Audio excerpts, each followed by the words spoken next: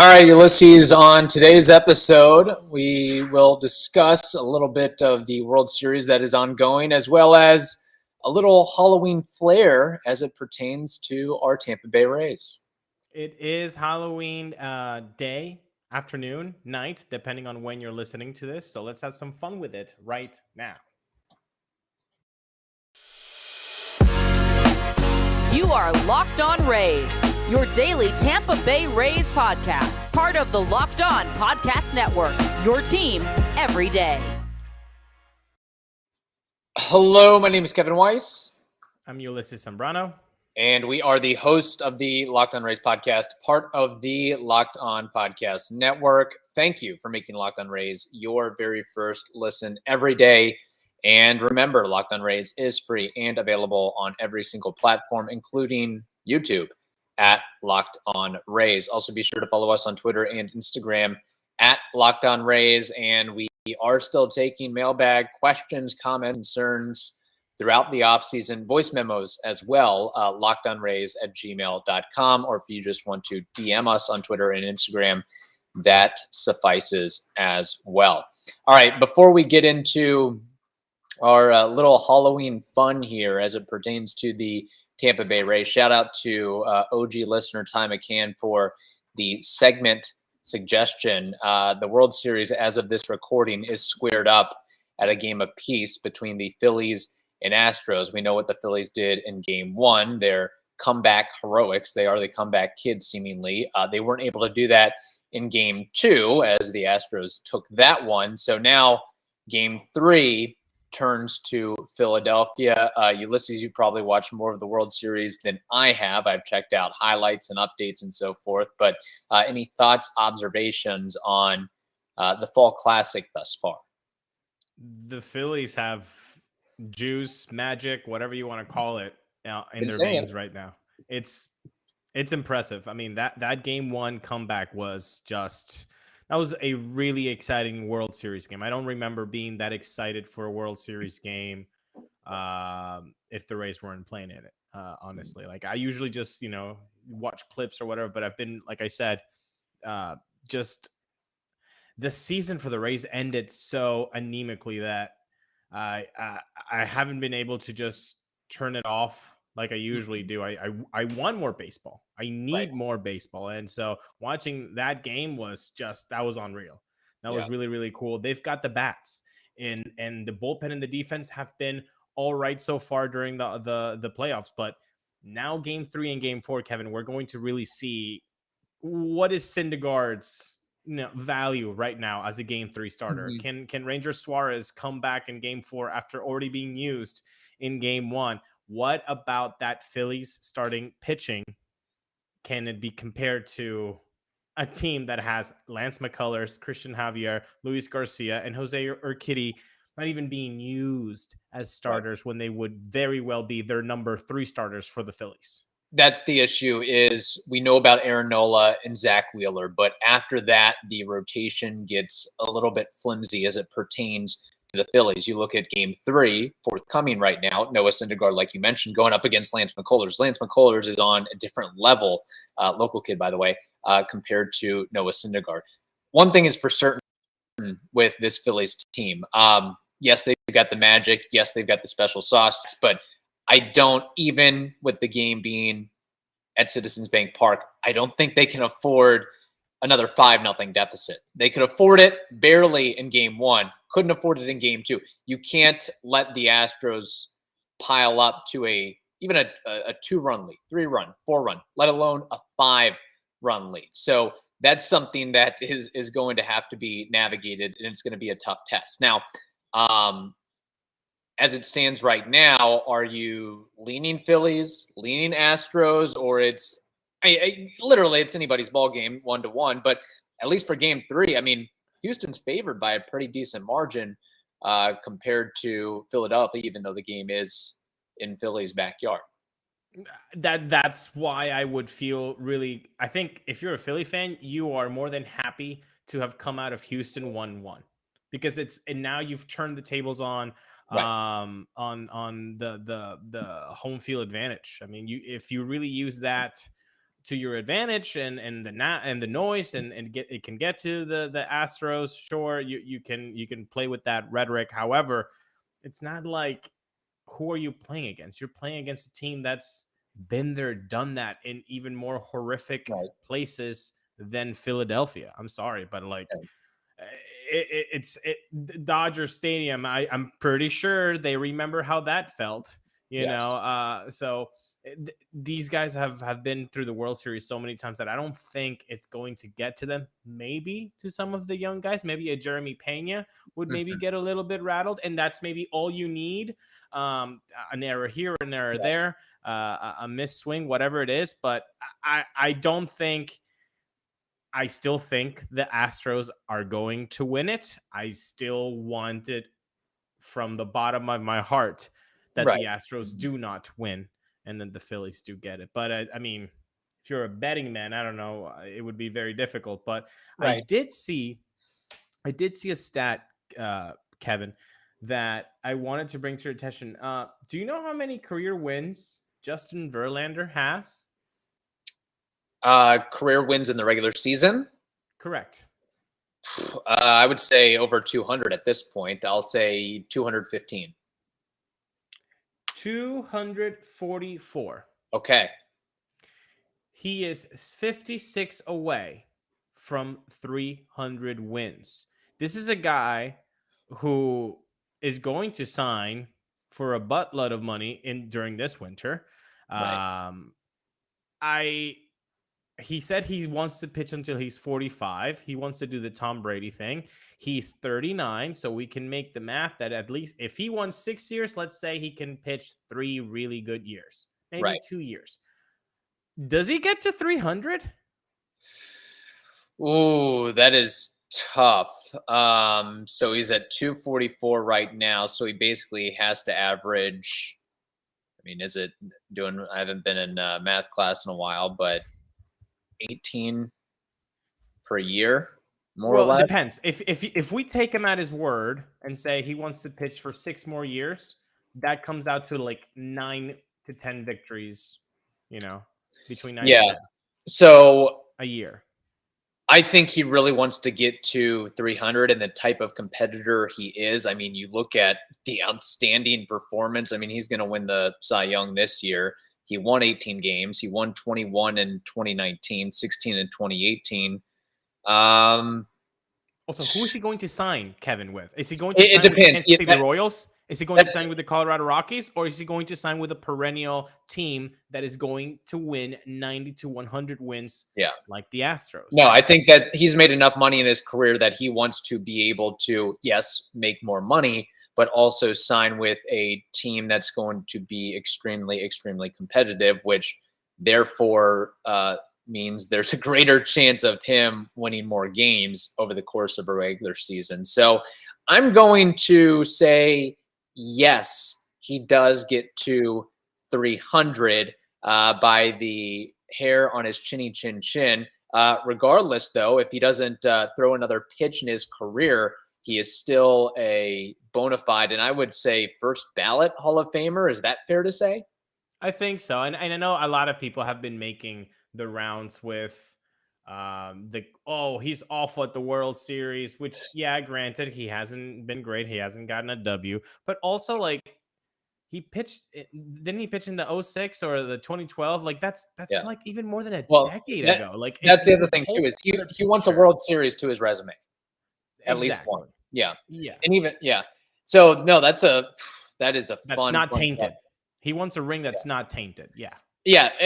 And you know what? If the Astros win this thing, yes, it wouldn't be quite as bad as the sign stealing scandal, but I guess we can't have Astros World Series without some cheating or illegality, considering Martin Maldonado's bat usage that he can't use anymore. It's just so funny that there's always something, I guess, with the Astros. Although I think that MLB should implement some sort of rule.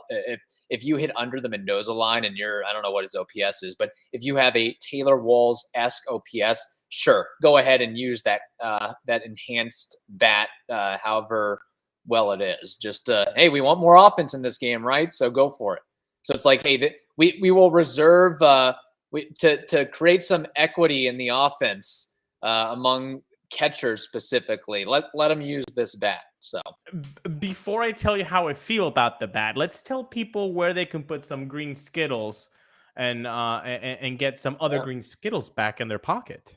That would be betonline.net. Betonline.net is your number one source for betting football and the start of the new basketball season. You can find all the latest player developments, team matchups, news, podcast, and in-depth analysis on every single game. As always, BetOnline, it remains your continued source for all your sports wagering information with live betting and up-to-the-minute scores for every single sport that is out there.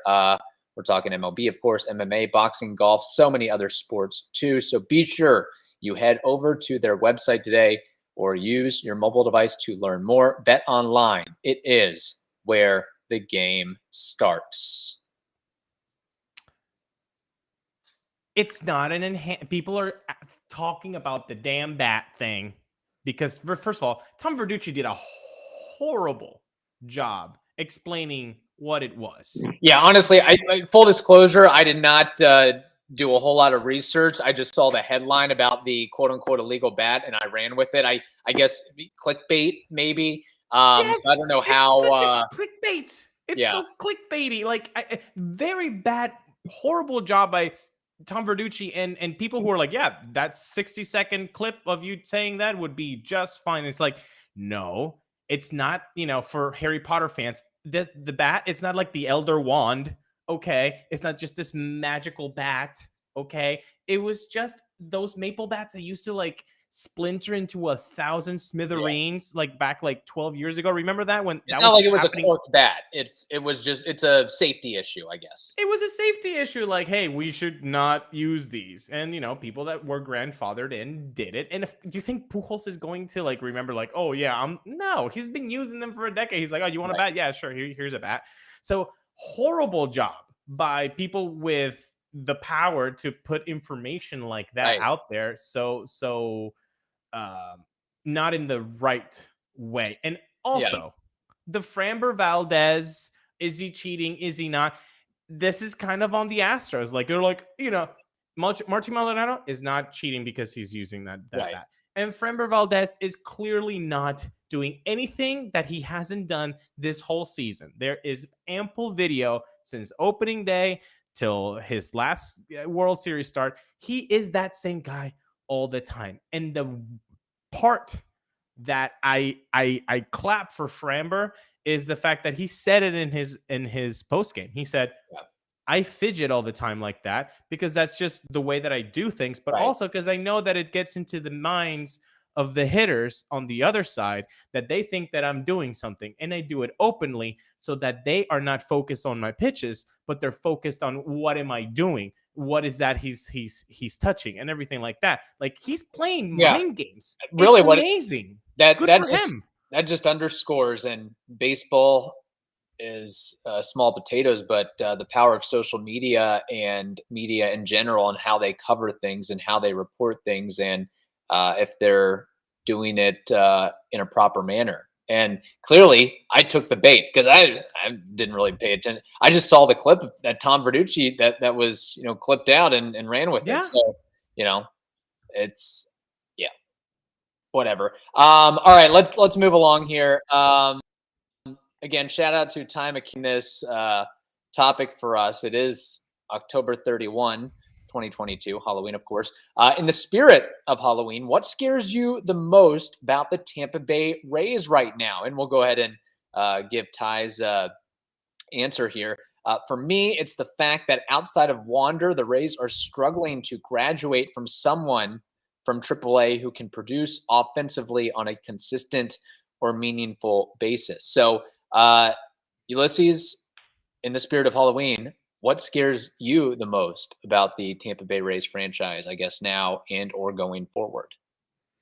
It would scare me. By the way, thank you, Ty, as always, for your input in the show. You and every other listener and subscriber on YouTube that gives us ideas, comments, and all these things. You guys make the show better. So thank you for doing that always. I I think for 2023 specifically, it would be Wander and Brandon Lau not hitting 100 games played. That's scary to me. Yeah. Like we need triple digit at the very minimum from both Brandon and Wander. Yeah. If these guys do not post the 3 digits next year, they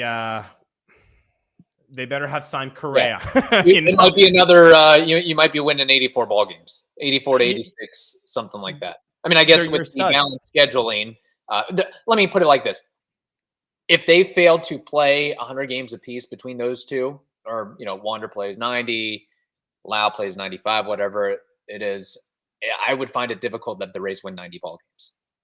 Yeah, exactly.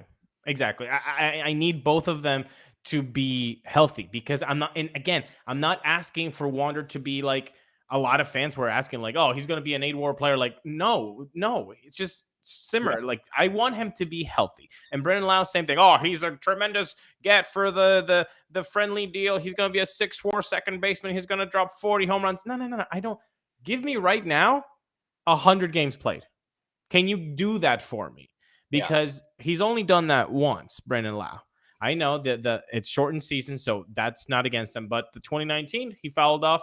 Again, not his fault, but I mean, at the end, it's a result game, right? Like you were out. So you got hurt 2019. You got hurt 2022. You can't do that again in 2023. Like this offense does not, it clearly this offense cannot withstand both Wander and Brandon Lau out of the lineup for months at a time. It just cannot. It's not sustainable baseball. Follow up to that. What do you think would be more important in 2023? Say, here's the scenario. Either Wander or B. Lau, one of those guys plays 150 plus ball games for the Rays. The other is injured most of the season. Which would you rather have? A healthy Wander for 2023 or a healthy Brandon Lau for 2023? So say it's like, by your theory of they both need to play at least 100 ball games. Okay, let's put it like this.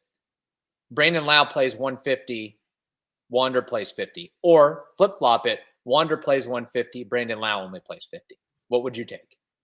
I think the exciting factor, just because we've mentioned it, watching a Wander at bat is so fun, just because of the way that he plays the game. But I'm not. I think the answer is not derived on who I want to see most on the field between Wander and Brandon. I think the answer is, who am I getting for Wander if he's only playing 50? Is it Taylor Walls? Is he doing? And then if Brandon Lau is not on the field, who am I getting in place of Brandon Lau? I think that's where the question lies. And I think with Wander, we saw that that's Taylor Walls. Like they trust his defense. Boom, that's it. With Brandon Lau, you could make the case that it would be maybe Jonathan Aranda, Isaac Paredes, a combination, maybe just platoon them. Boy, I gotta tell you, I would enjoy watching more Isaac and Jonathan Aranda than Taylor Walls. Defensively, Taylor Walls is amazing. I don't think it has to be said enough, but I'll say it again. He is terrific with the glove, and he definitely improved as he got more comfortable in the big leagues. There are maybe 3 teams that have the offense output that can retain a guy like Taylor Walls with no offensive production whatsoever. And 2 of them are in the World Series right now. Exactly. And, at the Dodgers and maybe the Yankees when they were healthy. Yeah. There are not a lot of teams that can carry a guy who has a WRC plus of like, what is it, 72 this season? Yeah. Like, woof. Right.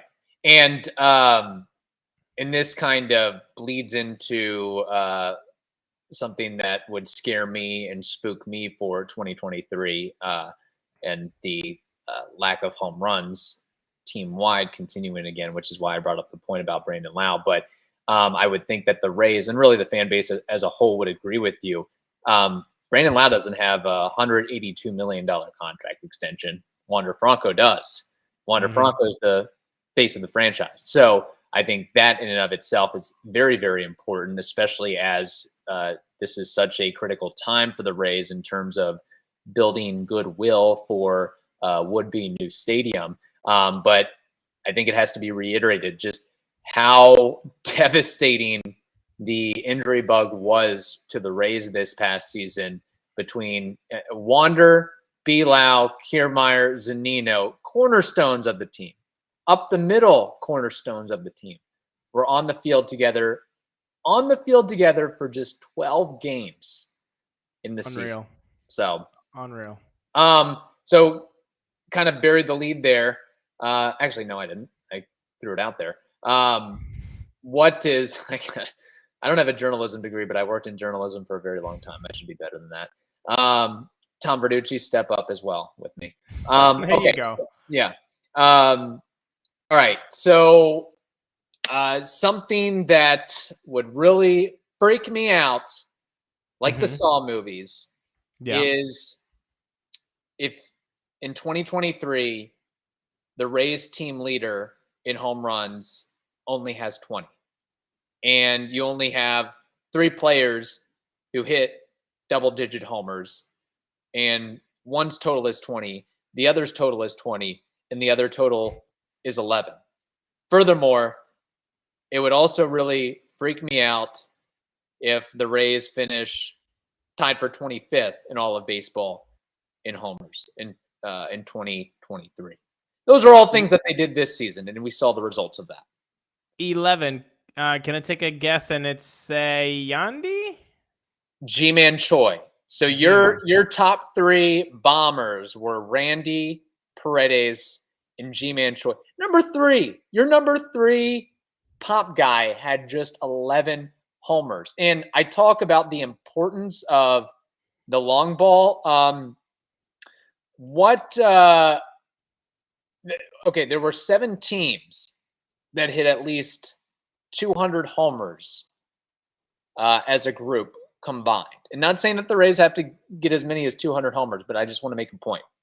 The Yankees, the Braves, the Brewers, the Astros, the Phillies, and the Blue Jays. What do all those teams have in common? Basically, except for the Brewers, that everybody went to the playoffs. Yeah, that's basically it. Yeah, I guess we can take the Brewers out, but they were, they were a game away from the Cards. From the Phillies. So essentially in the fight, and I want to even make it even more scary, people, than Ji-Man Choi having 11 and being 3rd. Taylor Walls was 5th with 8. Taylor Walls is 5th with 8. So you know what would be really scary, Ty? Not only that Taylor Walls is the 5th home run leader of your team, but that he gets so many A bleeping Bs that he actually has the opportunity to be the 5th most home run leader on the leaderboard. I cannot see if he just blossoms somehow. But again, just using the analysis that we have, it's not like he's just going to become an 850 OPS guy like he was in AAA. Like that, things like that don't just happen unless you're having a cream for a ringworm. But I cannot have 400 ABs again from Taylor Walls, with the same offense. Fine, if you want to be 150, 200 bats, but that's why we need a healthy Brandon Lau. That's why we need a healthy Wander Franco, so that you don't overexpose Taylor Walls, because boy, oh boy, was he overexposed. Yeah. I mean, unless Taylor Walls goes on the Ken Caminiti or Brady Anderson diet, I don't think that's changing anytime soon, which is why we talk about, again, a healthy Brandon Lau. If you're able to put up 30, 32, that'd be really nice. And let me also say this. Okay, I would be able to stomach your team leader only having 20 home runs, but there better be 7 other guys in the lineup that have between 15 to 18. Not where it drops off to 11.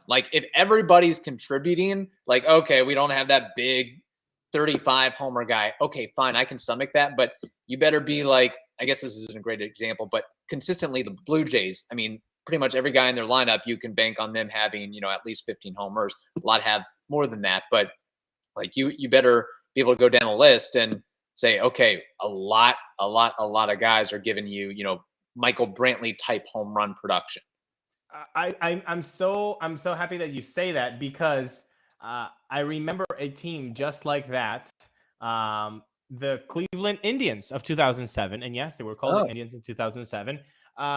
If you looked at their, nobody had more than 25 home runs, but look at these. Can I try to guess some of these names here? Sure, of course. Okay, Grady Sizemore. Yes, he was second with 24. Okay, Victor Martinez. First with 25. Johnny Peralta. Fourth with 21. Travis Hafner. Third with 24. Oh, man, I might be out of my league here, but David Justice. Did he even play for the Indians? No, that's okay. That's, hang on, that's strike one. I think I've got one more in my pocketbook here. Okay. Or maybe I don't. Hafner, Sizemore, Martinez, Peralta, Jim Thome. Not anymore then. No. Okay. I'll just take my 2 strikes and keep the bat on my shoulder like Willie Adames a couple years ago in the playoffs. Exactly. There you go. I'll give you number 4. Ryan Garco, forgotten name, 21 bombs.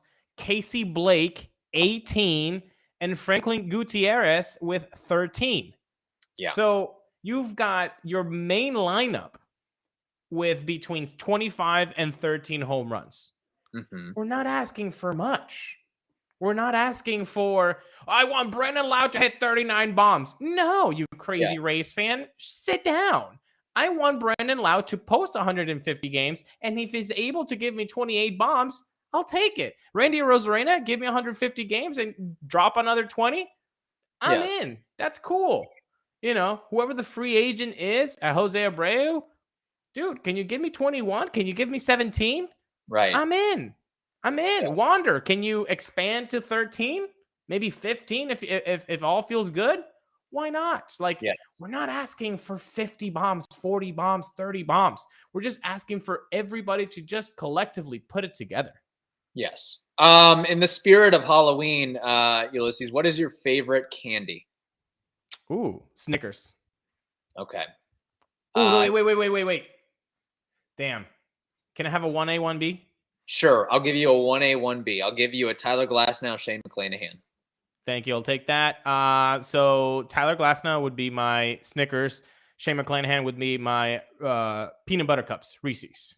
Okay, Reese's, very good choice. I would go with Bunch of Crunch. Love Bunch of Crunch. Bunch of Crunch. I've not had it. Always, it's like a Nestle Crunch bar, but little pieces. Okay. Yeah. Movie, theater, and Halloween classic for me. Could you put those in the fridge and then have them? Yeah, like a Built Bar, Exactly. It's a good, a lot of people, what they do is they mix buttered popcorn with them. So you get a little sweet and savory mixed in there. Me. Yeah. Now, what about, it is Halloween, so we got to mention this. Okay, we've talked about baseball for 25 plus minutes here. Favorite Halloween movie? Ooh, favorite Halloween movie? Damn. If you have one. I think the creepiness of a Nightmare Before Christmas is pretty good, but I think, would that be more Christmas movie, even though it's like about I don't know. Halloween? I've never seen it, so I mean, is it scary in a way, or? I mean, it creeped me out the first time I saw it, but I mean, every Tim Burton movie is gonna creep you out. So that's true. That's true. What about you? Yeah, I'm not a big horror film person, but I mean, I remember my childhood. I did dig the Beetlejuice movie with what's his face, Michael Keaton. Yeah, Michael Keaton. So, nice. And that's a good one. I watched a little bit. I mean, I don't know if it's going to be on my list or anything, but I watched a little bit of the animated Addams Family film on Netflix, and that was looking good. So I gotta revisit that and watch the whole thing. So, on that note, man, Again, great question from Ty. You just basically gave us our full episode there. And that's why, if you're a listener out there, reach out to us anytime, lockedonrays@gmail.com, or the social media channels as well. Don't be shy. I mean, we love the interaction and the suggestions as well. So in the meantime, thank you for making the Locked On Rays podcast your very first listen every day. Now make your second listen the Locked On Today podcast. That is also free and available on all platforms. Hope you all have a wonderful day. Stay safe, and we will talk to you on Tuesday.